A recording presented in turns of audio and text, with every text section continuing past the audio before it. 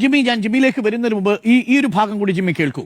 അപ്പോൾ ഒന്ന്, എങ്ങനെയാണ് സൗഹൃദം സ്ഥാപിക്കുന്നത് എന്നുള്ളത്, വിവാഹ വാഗ്ദാനം നൽകുന്നത്, ഇത് രണ്ടും ആ പെൺകുട്ടിയുടെ മൊഴിയിലുണ്ട്.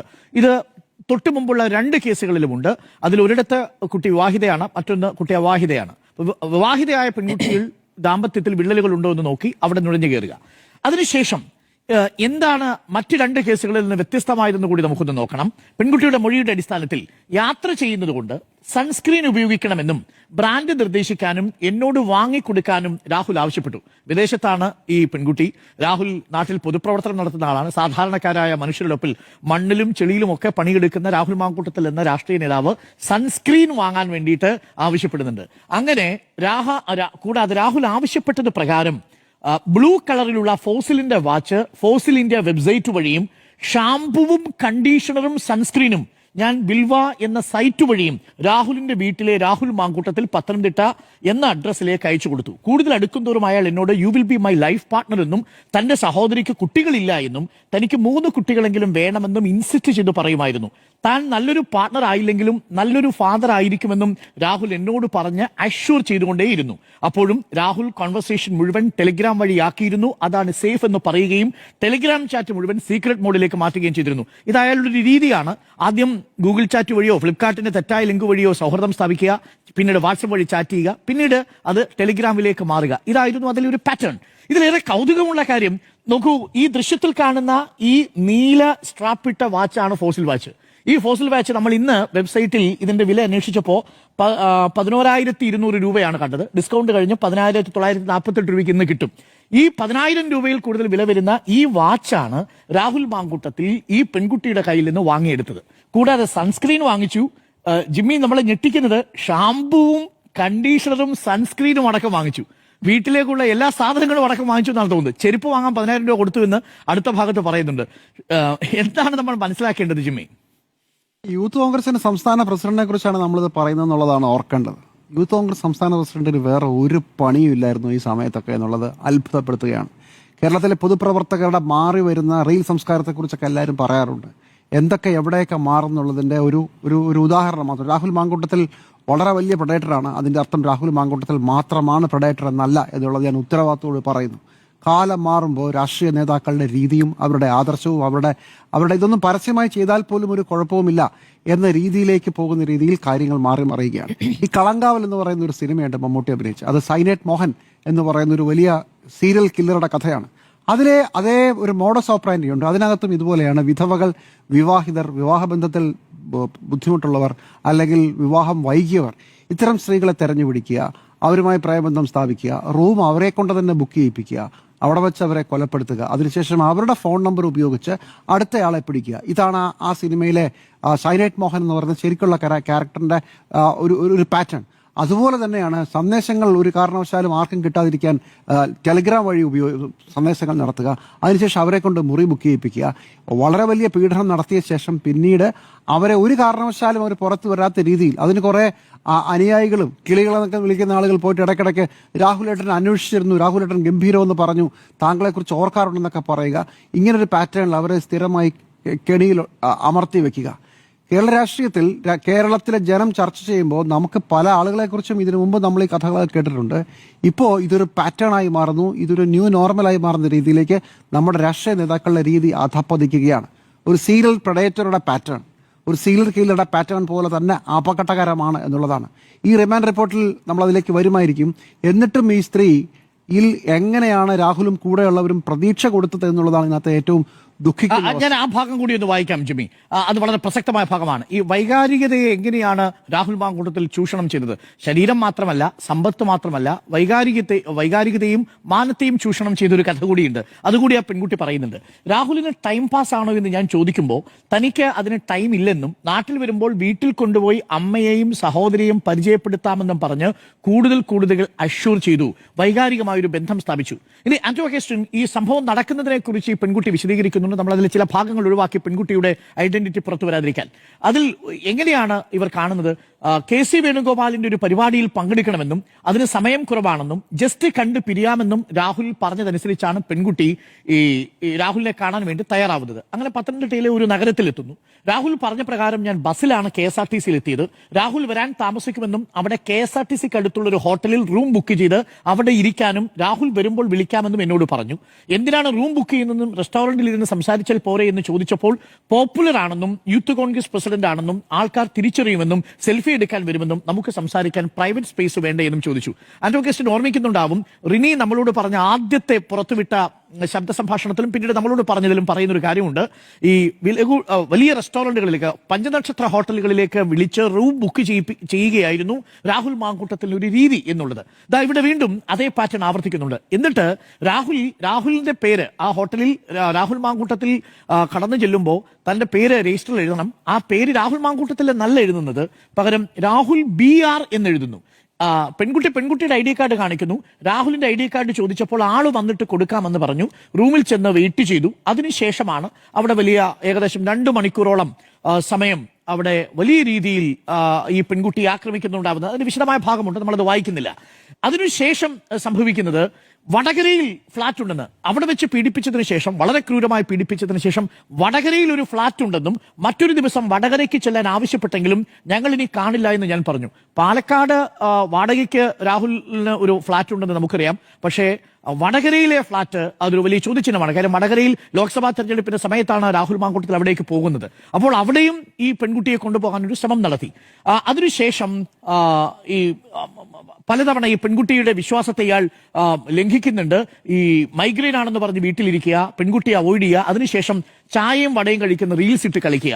ആ സമയത്താണ് പെൺകുട്ടിക്ക് സംശയം തോന്നുന്നത്. പിന്നീട് വീണ്ടും ഈ പെൺകുട്ടിയോട് അയാൾ ചെരുപ്പ് വാങ്ങി നൽകുന്നുണ്ട്. ചെരുപ്പ് വാങ്ങാൻ വേണ്ടി പണം ആവശ്യപ്പെടുന്നുണ്ട്. 10,000 രൂപ അയാൾക്ക് ചെരുപ്പ് വാങ്ങാൻ വേണ്ടി കൊടുക്കുന്നുണ്ട്. പക്ഷേ അതിനുശേഷം ഈ അയാളുടെ മട്ടും സ്വഭാവമൊക്കെ മാറുന്നുണ്ട്. അനുജത്തിയുടെ കല്യാണത്തെപ്പറ്റി രാഹുൽ ഭീഷണിപ്പെടുത്തി സംസാരിച്ചു എന്ന് പറയുന്നുണ്ട്. അതുകൂടാതെ മറ്റൊരു വളരെ പ്രധാനപ്പെട്ട ഭാഗം, ഈ മെലോ ഡ്രാമ കളിക്കുകയാണ് എന്ന് ഈ പെൺകുട്ടി പരിഭവം പറയുന്ന സമയത്തെല്ലാം പറഞ്ഞ് ഭീഷണിപ്പെടുത്തുന്നുണ്ടായിരുന്നു. അതിനുശേഷം ഈ പെൺകുട്ടിക്ക് വല്ലാത്ത സ്ട്രെസ്സും ഉറക്കമില്ലായ്മയും ഒക്കെ ഉണ്ടാവുന്നു. പിന്നീട് മിസ്കാരേജ് ഉണ്ടാവുന്നു. ആ സമയത്ത് ഇയാൾ ഈ പെൺകുട്ടിയെ ബ്ലോക്ക് ചെയ്തു വെച്ചിരിക്കുകയായിരുന്നു എന്നാണ് പറയുന്നത്. മറ്റൊരു പ്രസക്തമായ ഭാഗം, ആൻഡ്രു, ചൂരൽമലയിലെ ആവശ്യത്തിനായി ഫണ്ട് കളക്ട് ചെയ്യുന്ന സമയത്ത് രാഹുലിന്റെ സുഹൃത്ത് ഫെന്നി പറഞ്ഞിട്ട്, ഫെന്നിയുടെ പേര് ഇവിടെ വരുന്നുണ്ട്. ഫെന്നിയുടെ പേര് നേരത്തെ നമ്മൾ കേട്ടതാണ്. രണ്ടാമത്തെ ബലാത്സംഗ പരാതിയിൽ ഫെന്നി നൈനാനാണ് ഹോം സ്റ്റേയിൽ രാഹുൽ മാങ്കൂട്ടത്തിനെയും രണ്ടാമത്തെ അതിജീവിതയും എത്തിക്കുന്നത്. ഈ ഫെന്നിയുടെ അക്കൗണ്ടിലേക്ക് 5,000 രൂപ അയച്ചു നൽകുകയും ആ ഫണ്ടിൽ നിന്ന് ഉപയോഗിച്ച ഒരു പണം ഉപയോഗിച്ചുകൊണ്ട് അതിൽ തിരിമറി നടത്തി എന്നുള്ളതാണ് ഈ പെൺകുട്ടി പറയുന്നത്. അതിന്റെ ഒരു ലാഭം ഈ പെൺകുട്ടിക്ക് കൊടുക്കാം എന്ന മട്ടിലായിരുന്നു അന്നത്തെ ഒരു സംഭവം നടന്നത്. നമ്മളത് വിശദീകരിക്കാതെ പെൺകുട്ടിയുടെ ഐഡന്റിറ്റി പുറത്തു വരുമെന്നുള്ളത് കൊണ്ടാണ്. ചൂരൽമലയിലെ ഫണ്ടിൽ പോലും തിരിമറി നടത്തി ആ ഫണ്ടിന്റെ മറവിൽ പോലും ഈ പെൺകുട്ടിയോട് അടുക്കാനും റിലേഷൻഷിപ്പ് ഉണ്ടാക്കാനും പീഡനം നടത്താനും അയാൾ ഉപയോഗിച്ചു എന്നുള്ളതാണ്. അതിനുശേഷം പാലക്കാട് ഇലക്ഷൻ സമയത്ത് ഭക്ഷണം കഴിക്കാനില്ലാത്തതുകൊണ്ട് 1000 രൂപ രാഹുലിന്റെ അക്കൗണ്ടിലേക്ക് ഇട്ടുകൊടുക്കേണ്ടി വരുന്ന സാഹചര്യം ഉണ്ടായിരുന്നു. ക്ഷമിക്കണം, 10,000 രൂപ രാഹുലിന്റെ അക്കൗണ്ടിലേക്ക് ഇട്ടുകൊടുക്കുന്നു. അതിനുശേഷം 3 BHK ഫ്ളാറ്റ് എടുക്കാൻ വേണ്ടി 1,14,00,000 രൂപ ആവശ്യപ്പെടുന്നു. തുടങ്ങിയ കാര്യങ്ങളെല്ലാം ഇതിന്റെ ഭാഗത്തുണ്ട്. ചുരുക്കത്തിൽ ആന്റോ കാസ്ട്രിൻ, ഇതിലെല്ലാം ഒരു പാറ്റേൺ നമുക്ക് കാണാൻ സാധിക്കുന്നില്ലേ എന്നുള്ളതാണ് ചോദ്യം. അരുൺ, ഞാനിതിനെ ഒരിക്കലും അങ്ങനെ കാണുന്നില്ല. കാരണം എന്താന്ന് പറഞ്ഞാൽ ഇത് രാഹുൽ മാത്രം വിചാരിച്ചാൽ നടക്കുന്ന കാര്യമായിട്ട് ഞാൻ കാണുന്നില്ല. കാരണം രണ്ടാമത്തെ അതിജീവിതയുടെ വിഷയം വന്ന സമയത്ത് നിലമ്പൂർ ഇലക്ഷന്റെ സമയത്താണ്. നിലമ്പൂർ ഇലക്ഷന്റെ സമയത്ത് വീഡിയോ കോൾ വരാൻ പറയുകയും ഈ പറയുന്ന ഗർഭചിത്രത്തിന് ഉപയോഗിക്കുന്ന ഗുളിക കഴിക്കാൻ വീഡിയോ കോളിൽ വന്ന് ചെയ്യുകയും ചെയ്തതെന്ന് പറഞ്ഞൊരു വാർത്ത നമ്മൾ ആ സമയത്ത് ബ്രേക്ക് ചെയ്തതാണ്.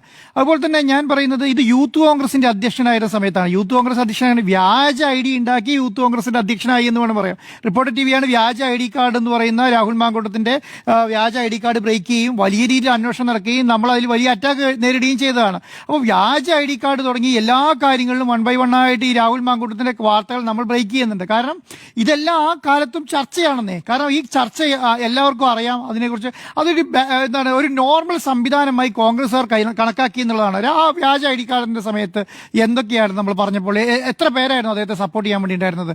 അപ്പോൾ അത് ഓരോ സമയങ്ങളിൽ പറയുമ്പോൾ അതിന്റെ നിജസ്ഥിതി അന്വേഷിക്കാനേ പോയിട്ടില്ല. ഇപ്പം നോക്കിക്കോളൂ എന്തൊക്കെയാണ്. ഒന്ന് ചൂരൽമല മുണ്ടക്കൈ വിഷയത്തിൽ പിരിച്ച പണം ഒന്ന് ആലോചിച്ച് നോക്കിക്കേ. പാവങ്ങൾക്ക് വീട് വെച്ചു കൊടുക്കാൻ വേണ്ടിയിട്ട് യൂത്ത് കോൺഗ്രസ് പിരിച്ച പണത്തിന്റെ സമ്മാനദാനമാണ് കേട്ടോ ഈ രീതിയിൽ കൈകാര്യം ചെയ്തിട്ടുള്ളത്. അടുത്തെന്താ, വടകരയിലേക്ക് ഫ്ളാറ്റിലേക്ക് വിളിക്കുന്നു. വടകര എന്താ ഈ പ്രത്യേകത? വടകര എങ്ങനെയാ ഫ്ളാറ്റ് വരുന്നത്?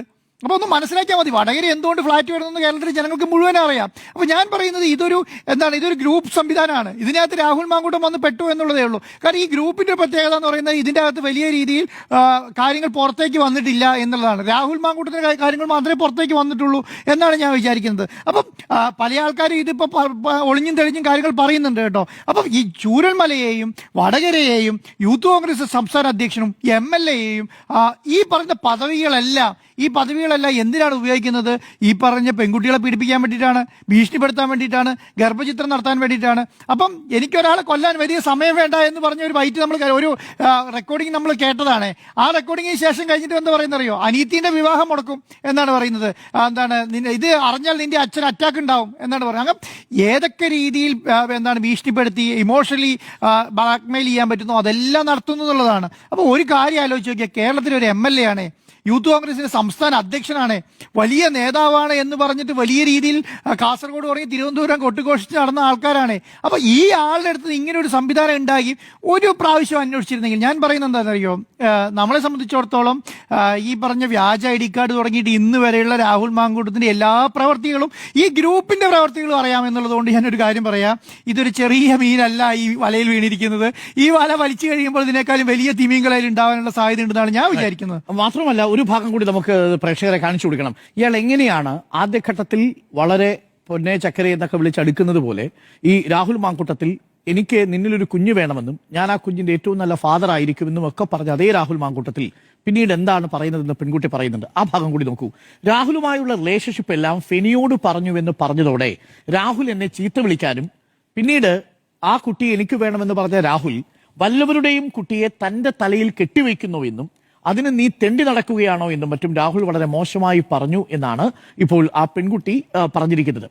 എന്നിട്ട് അതിനുശേഷം തുടർച്ചയായി ഭീഷണിപ്പെടുത്തിക്കൊണ്ടിരുന്നു. ഈ പെൺകുട്ടി എങ്ങനെയാണ് ട്രോമാറ്റിക് ആയ സ്റ്റേജിലേക്ക് പോയതെന്ന് പറയുന്നു. പിന്നീട് രാഹുലിനെ കോൺടാക്ട് ചെയ്തപ്പോൾ നീ ചെയ്യാൻ പറ്റുന്നതൊക്കെ ചെയ്യ്, ഞാൻ ചെയ്യുന്നത് നിനക്ക് താങ്ങാൻ പറ്റില്ലെന്ന് പറഞ്ഞ് ഭീഷണിപ്പെടുത്തി. നിന്റെ അനുജത്തിയുടെ വിവാഹമൊക്കെ വരികയല്ലേ എന്നും ഇടയ്ക്കിടയ്ക്ക് പറഞ്ഞ് ഭീഷണിപ്പെടുത്തിക്കൊണ്ടിരുന്നു. അക്കാര്യങ്ങൾ ആലോചിച്ചുകൊണ്ടും രാഹുലിനെതിരെ പരാതി കൊടുത്ത പെൺകുട്ടിക്ക് സൈബർ അറ്റാക്ക് വന്നത് അറിഞ്ഞുകൊണ്ടുമുള്ള പേടി മൂലമാണ് പരാതി നൽകാൻ വൈകിയത്. ഒരു ഭാഗത്ത് പറയുന്നുണ്ട് ഈ പെൺകുട്ടിയുടെ അനുജത്തിയുടെ കല്യാണം മുടക്കുക മാത്രമല്ല ആ കുടുംബത്തെ തന്നെ അപായപ്പെടുത്തും എന്ന മട്ടിൽ ഭീഷണിപ്പെടുത്തി എന്നുള്ള കാര്യം കൂടി പെൺകുട്ടി ഈ മൊഴിയിൽ പറയുന്നുണ്ട്. ഇതാണ് പെൺകുട്ടി പോലീസിന് കൊടുത്തിരിക്കുന്ന മൊഴിയുടെ അടിസ്ഥാനത്തിൽ ഇട്ടിരിക്കുന്ന ഫസ്റ്റ് ഇൻഫർമേഷൻ സ്റ്റേറ്റ്മെന്റ്. ആ സ്റ്റേറ്റ്മെന്റിൽ വളരെ വ്യക്തമായ കാര്യങ്ങൾ പറയുന്നു. ഇയാളുടെ പാറ്റേൺ ഒന്നും രണ്ടും പരാതികളിൽ നിന്ന് കുറച്ച് വിഭിന്നമാണെങ്കിലും അതിൽ ഒരു പാറ്റേൺ നമുക്ക് കാണാൻ സാധിക്കുമെന്നുള്ളതാണ് മനസ്സിലാക്കുന്നത്. ഇന്നലെ രാത്രി വരെ പാലക്കാട് നഗരമധ്യത്തിലുള്ള ഒരു ദിവസം 2500 രൂപ വാടകയുള്ള AC മുറിയിൽ കഴിഞ്ഞിരുന്ന രാഹുൽ മാങ്കൂട്ടത്തിൽ എന്ന പാലക്കാട്ടെ MLA ഇന്നിപ്പോൾ മാവേലിക്കര സബ് ജയിലിൽ, സ്പെഷ്യൽ സബ് ജയിലിലെ 3-ാം നമ്പർ സെല്ലിലാണ് കഴിയുന്നത്. ഇന്നലെ വരെ AC മുറിയിൽ കഴിഞ്ഞിരുന്ന രാഹുൽ മാങ്കൂട്ടത്തിൽ ഇന്ന് നിലത്ത് പായ വിരിച്ചാണ് കിടക്കുന്നത്.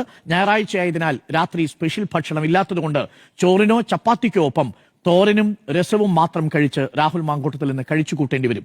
നാളെയാണ് ജാമ്യ ഹർജി പരിഗണിക്കാൻ പോകുന്നത്. അതിൽ എന്തുവരും എന്നതനുസരിച്ചിരിക്കും 14 ദിവസം റിമാൻഡിൽ തുടരുമോ അതോ പുറത്ത് രാഹുൽ ഇറങ്ങുമോ എന്നതിനെക്കുറിച്ച് നമ്മൾ മനസ്സിലാക്കുക. രാഹുലിനെ ജയിലിൽ അടയ്ക്കുന്നതിന്റെ ദൃശ്യാവിഷ്കാരം കൂടി പ്രേക്ഷകർക്കൊന്ന് കാണാം.